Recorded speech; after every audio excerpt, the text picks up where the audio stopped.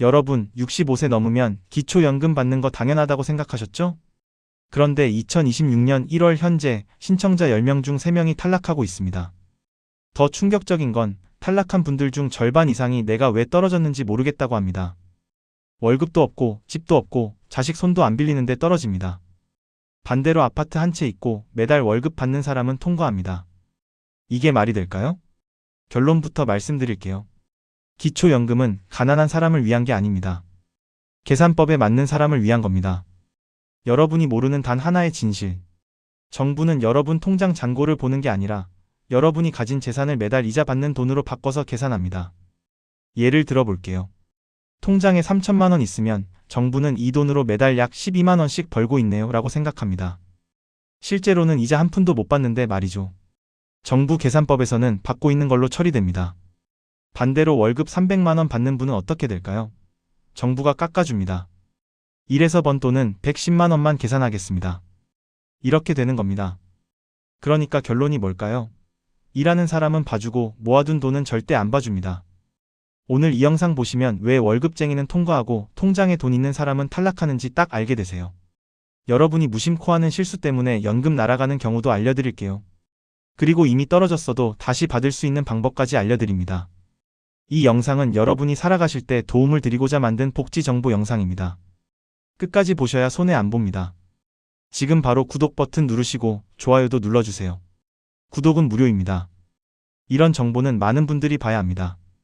그럼 시작하겠습니다. 정부가 2026년에 발표한 기초연금 기준 들어보셨을 겁니다. 혼자 사시는 분은 월 228만 원, 부부는 364만 8천 원. 이 금액 이하면 받을 수 있다고 합니다. 그런데 여기서부터 착각이 시작됩니다. 이 228만 원이 월급을 말하는 게 아닙니다. 정부가 말하는 건 소득 인정액이라는 겁니다. 어려운 말이죠? 쉽게 풀어드리겠습니다. 소득 인정액이란 여러분이 실제로 버는 돈에 가지고 있는 재산을 돈으로 바꿔서 계산한 금액입니다. 무슨 말이냐면요. 여러분이 살고 있는 집, 통장에 든 돈, 자동차 이런 걸 전부 모아서 이걸로 매달 얼마씩 벌고 있다고 계산한다는 겁니다. 예를 들어볼까요? 통장에 5천만 원이 있다면 정부는 이렇게 봅니다.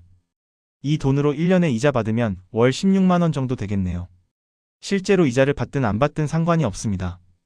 통장에 있으면 무조건 돈 벌고 있는 걸로 잡힙니다. 시세 2억짜리 아파트를 가지고 있다면요. 이것도 마찬가지입니다. 이 집을 월세로 주면 매달 얼마 받겠네요 라고 계산합니다. 실제로 월세를 안 받아도 말이에요. 본인이 살아도 월세 받고 있는 걸로 계산됩니다. 그래서 이런 일이 벌어집니다. 김 씨는 월급 200만 원 받습니다. 집도 없고 통장에 500만 원밖에 없습니다. 그런데 탈락합니다. 박 씨는 월급이 없습니다. 대신 작은 집 한 채 있고 통장에 3천만 원 있습니다. 이분도 탈락입니다. 최 씨는 월급 300만 원 받습니다. 전세 살고 통장에 1,000만 원 있습니다. 이분은 통과합니다. 왜 이럴까요? 계산법 때문입니다. 최 씨는 월급이 많아도 깎아줘서 실제로는 적게 계산됩니다. 반면 김 씨와 박 씨는 재산 때문에 계산이 올라가서 기준을 넘어버립니다. 여기서 대부분 오해하십니다. 나는 한 달에 100만 원도 못 버는데 왜 탈락이야? 이렇게 생각하시는 겁니다. 정부는 여러분이 실제로 버는 돈만 보는 게 아니라 가진 재산까지 다 돈으로 바꿔서 본다는 걸 모르시는 겁니다. 혼자 사시는 분은 이렇게 계산한 금액이 228만 원 이하여야 합니다. 부부는 364만 8천 원 이하여야 하고요. 이 기준을 1원이라도 넘으면 탈락입니다. 그럼 이제 핵심 질문입니다. 왜 월급 300만 원은 통과하고 통장에 돈 많으면 탈락할까요? 지금 바로 알려드릴게요. 정부는 일해서 버는 돈과 통장에 있는 돈을 완전히 다르게 봅니다. 일해서 버는 돈은 깎아줘요. 여러분, 이 부분이 제일 헷갈리시죠? 아니, 나는 월급도 없고 아껴 모은 돈 조금 있는데 왜 탈락이야? 이렇게 생각하시는 분들 정말 많습니다. 이건 가난해서 안 되는 게 아닙니다. 정부가 돈을 보는 방식이 다르기 때문입니다. 정부는 돈을 딱 두 가지로 나눠서 봅니다. 몸 써서 버는 돈이 있고 가만히 있는 돈이 있습니다. 먼저 몸 써서 버는 돈입니다. 경비일, 청소일, 아르바이트 이런 거죠. 이런 돈은 정부가 이렇게 봅니다. 이분은 일하느라 힘도 들고 교통비도 들고 밥값도 들겠구나. 그래서 많이 빼주고 계산합니다. 월급이 좀 있어도 정부 계산에서는 생각보다 적게 잡힙니다. 그래서 이런 일이 생깁니다. 월급이 있어도 기초연금을 받는 분들이 나오는 겁니다. 그런데 통장에 있는 돈은 다릅니다. 통장에 가만히 들어있는 돈은 정부가 이렇게 봅니다. 이 돈은 안 쓰고 놔두고 있네? 그럼 매달 돈을 벌고 있는 거나 마찬가지네. 실제로 이자를 받느냐, 안 받느냐는 중요하지 않습니다. 통장에 있으면 무조건 돈을 벌고 있는 걸로 계산합니다. 그래서 통장에 있는 돈은 거의 안 깎아줍니다. 일해서 버는 돈은 깎아주고 모아둔 돈은 그대로 잡는 겁니다. 예를 하나만 들어볼게요. 김 어르신은 아직 일을 합니다. 월급은 있지만 통장에 큰 돈은 없습니다. 이분은 통과합니다. 박 어르신은 일을 안 합니다. 평생 모은 돈이 통장에 조금 있고 전세금도 조금 있습니다. 이분은 떨어질 수 있습니다. 왜 이런 일이 생길까요? 김 어르신은 일하는 사람이라서 봐주고 박 어르신은 돈을 가지고 있는 사람이라서 그대로 계산하기 때문입니다. 여기서 꼭 기억하셔야 할 말이 있습니다. 기초연금은 얼마나 힘드냐를 보는 제도가 아닙니다. 계산에 어떻게 걸리느냐를 보는 제도입니다. 그래서 아이러니하게도 일을 하면 유리해지고 통장에 돈만 있으면 불리해지는 구조가 됩니다. 이 계산법을 모르면 2026년에도 같은 이유로 계속 탈락합니다. 반대로 이 구조를 알면 왜 떨어졌는지 정확히 알 수 있고 다시 준비할 수 있습니다. 이 구조를 이해 못하면 2026년에도 2030년에도 계속 탈락합니다. 정부는 여러분이 얼마나 벌고 있냐가 아니라 얼마나 벌 수 있느냐를 보기 때문입니다. 여기서 또 하나 중요한 게 있습니다. 기초연금은 나 혼자만 보는 게 아닙니다. 부부를 같이 봅니다. 할머니 통장, 할아버지 통장, 누구 명의든 상관없습니다. 부부면 전부 합쳐서 계산합니다. 실제 이야기를 해드리자면요. 이씨 할머니는 69세입니다. 본인 통장에 돈 100만 원이 있습니다. 집도 남편 명의고 연금도 안 받습니다.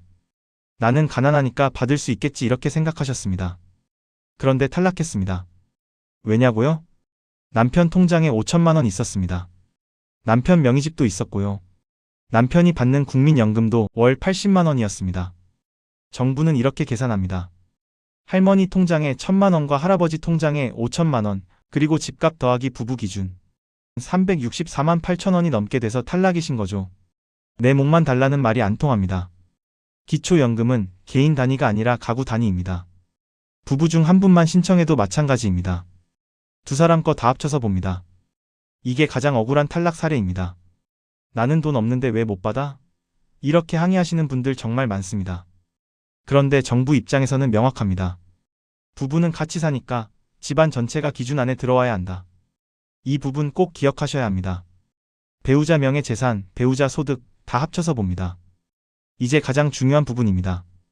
여러분이 무심코 하는 실수 때문에 연금이 날아가는 경우를 알려드릴게요. 첫 번째 실수는 자녀 전세금과 사업자금 잠시 보관 중이라고 생각해 볼게요. 아들이 전세 옮긴다고 보증금 5천만 원을 갑자기 잠깐 맡아달라고 합니다. 한 달만 맡아줘 이렇게 부탁하죠. 여러분 통장에 넣어 놓습니다. 일주일만 있다가 돌려줬습니다. 그런데 그 일주일 사이에 기초연금 조사가 들어왔습니다. 통장에 5천만 원이 찍혀 있습니다. 정부는 이렇게 봅니다. 이 돈은 할머니 돈이네요. 재산으로 계산하겠습니다. 아니 이건 내 돈 아니에요. 아들 돈이에요. 이렇게 말해도 소용없습니다. 여러분 통장에 있으면 여러분 돈입니다.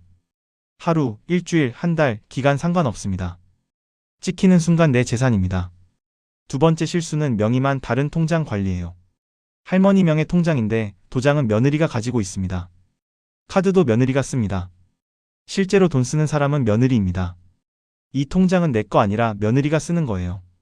이렇게 말씀하셔도 안 통합니다. 정부는 이렇게 봅니다. 명의가 할머니면 할머니 재산입니다. 명의가 누구냐가 중요합니다. 누가 실제로 쓰느냐는 상관없습니다. 세 번째 실수는요. 사업을 접었는데 폐업 신고 안 했을 경우입니다. 10년 전에 작은 가게를 했었습니다. 이미 접었는데 그런데 폐업 신고를 안 했습니다. 정부가 사업자 등록 조회를 합니다. 아직 사업 중이네요? 그럼 소득 있는 걸로 계산하겠습니다. 아니 10년 전에 접었어요. 지금 돈 한 푼도 안 벌어요. 이렇게 말해도 소용없습니다. 폐업 신고가 안 돼 있으면 정부는 추정소득을 자동으로 붙입니다. 실제 수입이 없어도 탈락합니다. 네 번째 실수는요. 4천만 원이 넘는 차량을 가지고 계세요. 20년 된 낡은 차 한 대를 가지고 있습니다. 그런데 차량가액이 4천만 원 넘습니다. 정부는 자동차를 재산으로 봅니다. 그냥 재산이 아니라 굴러다니는 소득으로 봅니다. 4천만 원 이상 차량은 가액 전액이 재산으로 계산됩니다. 깎아주는 거 없습니다. 이거 낡은 차예요. 팔아도 돈 안 돼요. 이렇게 말해도 안 통합니다. 차량 시세가 4천만 원 넘으면 무조건 재산입니다. 다섯 번째 실수를 말씀드릴게요. 보험 해약으로 목돈이 생긴 경우요. 연금보험 들어놨었습니다. 만기가 돼서 3천만 원이 들어온 겁니다. 누구나 이건 내가 낸 돈이에요. 돌려받은 거예요. 이렇게 생각하십니다. 그런데 정부는 다르게 봅니다. 이번 달에 3천만 원이 생겼네요. 소득으로 계산하겠습니다. 내가 낸 돈을 돌려받은 거여도 상관없습니다. 목돈이 생기면 소득으로 잡힙니다. 다음 달 바로 연금 정지되는 사례 정말 많습니다. 여섯 번째 실수는 말이죠. 5년 전 큰돈을 사용한 거예요. 증빙 자료가 없는 경우입니다. 5년 전에 통장에 5천만 원 있었습니다. 지금은 1천만 원밖에 없어요. 4천만 원 어디 갔어요? 정부가 묻습니다. 다 썼어요. 병원비, 생활비로 다 썼어요. 이렇게 말합니다. 영수증 있냐고 물어봅니다. 영수증은 없고 그냥 왔다 갔다 다 썼다고 이야기합니다. 정부는 이렇게 봅니다. 증빙이 없으면 아직 가지고 있는 걸로 알겠습니다. 다 썼다는 말만으로는 안 통합니다. 영수증, 계좌이체 내역 이런 게 있어야 합니다. 이 6가지 실수들을 정말 많이 하십니다. 이 중에 하나만 걸려도 탈락합니다. 여기서 또 하나 중요한 게 있습니다. 무료 임차소득이라는 겁니다. 무슨 말이냐면요. 자녀 집에 공짜로 살면 그것도 소득이라는 겁니다. 아들이 아파트를 하나를 샀습니다. 시세 5억짜리입니다. 엄마 여기 사세요. 월세 안 받을게요. 이렇게 말합니다. 여러분은 고마워서 거기 들어가 삽니다. 월세 한 푼도 안 냅니다. 정부는 이렇게 생각합니다. 5억짜리 집에 공짜로 사네요? 그럼 월세 안 내는 만큼 소득이 있는 거네요. 계산을 합니다. 5억짜리 집이면 월세가 150만 원은 되겠네요. 할머니는 월 150만 원 벌고 있는 걸로 계산하겠습니다. 아니 나는 돈 한 푼도 안 받는데요? 이렇게 말해도 소용없습니다. 정부 논리는 이겁니다. 돈 안 쓰고 사는 만큼 벌고 있다. 효도 받았다가 연금 날아가는 구조입니다. 특히 61년생 이후 세대에서 이런 경우가 급증하고 있습니다. 자식들이 이제 경제력이 좀 생겨서 부모님 모시려고 좋은 집 사드리는 경우가 많아졌기 때문입니다. 그런데 그 효도 때문에 기초연금이 끊깁니다. 자, 그럼 이미 탈락했으면 어떻게 해야 할까요? 지금부터 다시 살릴 수 있는 방법을 알려드릴게요. 첫 번째로는 통장은 나누되 흐름이 있어야 합니다. 통장에 돈이 많으면 탈락합니다. 그럼 나눠야겠죠. 그런데 무작정 자식 통장으로 옮기면 안 됩니다. 정부가 그걸 증여했다고 봅니다. 어떻게 해야 하냐고요? 생활비로 실제로 써야 합니다. 병원비 내고, 약값 내고, 식비 쓰고 이렇게 쓴 내역이 있어야 합니다. 계좌이체 내역, 카드 사용 내역 이런 게 있어야 합니다. 그냥 현금으로 빼서 집에 숨겨놓으면 안 됩니다. 흐름이 보여야 합니다. 두 번째로는 반전세월세입니다. 전세 2억에 살고 있습니다. 이 전세금이 재산으로 잡힙니다. 그럼 어떻게 해야 할까요? 반전세나 월세로 바꾸는 겁니다. 보증금 5천만 원에 월세 50만 원 이렇게 바꾸면 재산이 확 줄어듭니다. 월세 내는 게 아까운데? 이렇게 생각하실 수 있습니다. 그런데 계산해 보세요. 기초연금 월 40만 원 받으면 월세 50만 원 내도 10만 원만 손해입니다.